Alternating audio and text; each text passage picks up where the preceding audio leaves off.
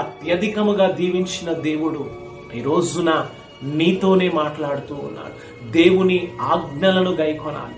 దేవుని తట్టు మనము తిరిగినట్లయితే, మరి దేవుడు తెలియచేసిన మాటలను మనం గైకొన్నట్లయితే, మనకు కలిగిన ఆ యొక్క కొంచెములో దేవునికి నమ్మకముగా మనము మరి 10వ భాగాన్ని, మరి 10వ భాగాన్ని మనం ఇచ్చినట్లయితే, ఇదిగో ఆకాశ వాకిళ్లను దేవుడు తెరుస్తానని దేవుడు సిద్ధంగా ఉన్నాడు.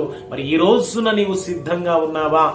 నీవు పరిశీలన చేసుకోవాలి, పరీక్షించుకోవాలి.